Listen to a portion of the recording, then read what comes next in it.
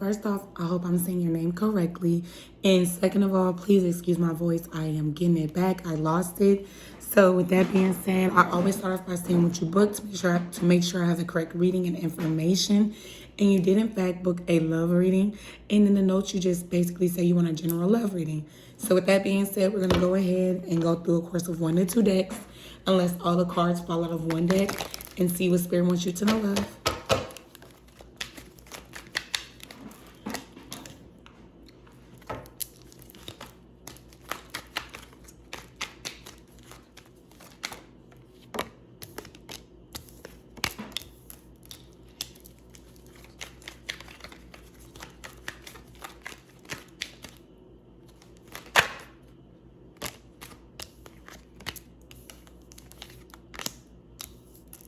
Okay, Chaqueta, so normally I take 3 cards from the first deck and then the last 2 cards from the second. But like I said, an extra card fell out of the first deck, so that's obviously something that Spirit wants you to know from that deck. So we're just going to see if we can get another card from this deck and see what Spirit wants you to know.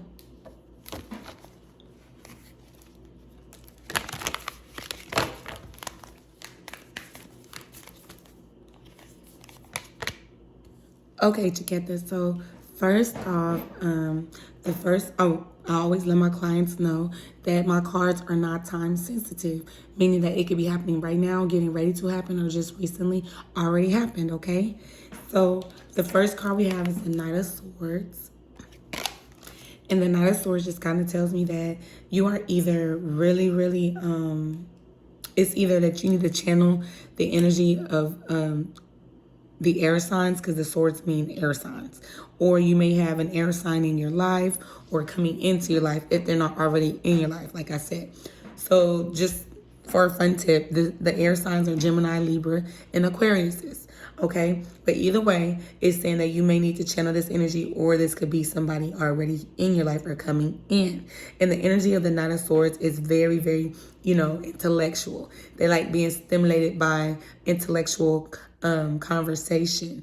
They're the thinkers, so they really like figuring things out. They also are very driven, very motivated and determined to do whatever they have to do. When they put their mind to something, they really make it their thing to do. So that could be the qualities of somebody in your life or coming in as far as your love life. Or it's saying that you need to try to work on that area for you, as in making sure that you are very driven in what you want. You're not going off of, just what anybody's saying or letting them manipulate your mind. You're literally thinking and being smart, out thinking what they're, trying to do.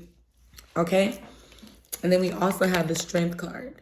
So the Strength card tells me that you may need to channel some inner strength in your love life. There may be a person or a situation that caused you to feel as if you're going to need your strength. Okay, something may have happened, or it could just literally be a person that is taking you through something when it comes to your love life, or took you through something. And at this point, we're saying you need to channel your strength to make it through.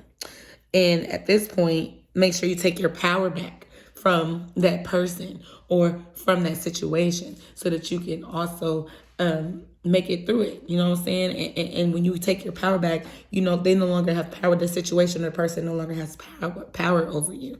So therefore, you'll be able to, boss up, wake up, and get back to doing what you normally do. You know what I'm saying? And make it through all right.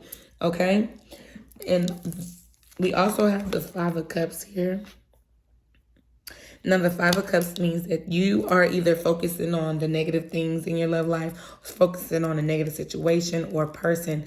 And at this point, you're crying over spilled milk, sis. You're crying over things that's already happened or things that you can't change. So it's like, why dwell on those things? Why, make it worse by thinking about them? Why, continuously dwell on the negative when you could be focusing on the positive, the new things that are coming, the things that are still in store for you. So don't dwell on anything that happened in the past as far as your love life. Don't focus on crying over spilled milk. Don't focus on the negative or past events. And don't definitely focus on things that you can't control, So like I said, focus on the things that are good, the things that are to come, the new opportunities of love coming your way.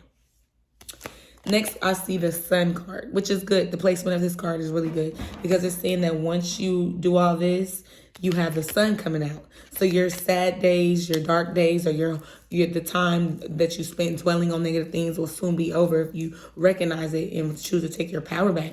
And then the sun will be shining again. Like, it's like you were going through the rainy days, and now it's time for the sun to come out and shine. It's time for you to enjoy happiness, love, peace, all of that. That's what the sun card means. So it's like the storm is over, the sun is out shining, there's good things coming, good things in store. As long as you believe that, be positive and don't dwell on the negative, and kind of just, continue to keep going and be positive, okay, when it comes to your love life.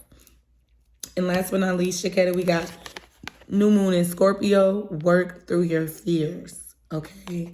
So now it's saying that you may be scared now. You could be scared to love again, scared to trust again, scared to commit again, whatever the case may be. Or just scared that somebody's going to hurt you. And it's saying you got to work through your fears. You can't live your life in fear. You can't have a mental block or let somebody damage you enough to where you can't make yourself happy in your love life. Okay. So with that being said, it's saying you have to work through your fears and just battle through it. Because if you want it, you're going to really work through it and heal and get it to the point where you're able to attract the love that you want. Okay, but you can't do that if you're still negative or focusing on the past or past trauma or hurt, or if you still even got, negative people or old ties, the toxic people still in your life. Okay? So with that being said, Chaqueta, hopefully this reading wasn't horrible because of my voice. I know I kind of went in and out, but I do apologize for that. But with that being said, love, if you have any questions or concerns, please feel free to write it on my site. I don't recommend writing me on Facebook. They're not connected and I don't see my messages all the time.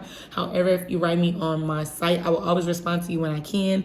And please just let me know if this resonates or how you feel about this reading. And if it does resonate, I will leave the link in this email to leave a review on my business page if you feel comfortable enough to do so. So with that being said, love, thank you so much for the support. Thank you for trusting me to do your reading. You have a great day, love. Peace, love, and light.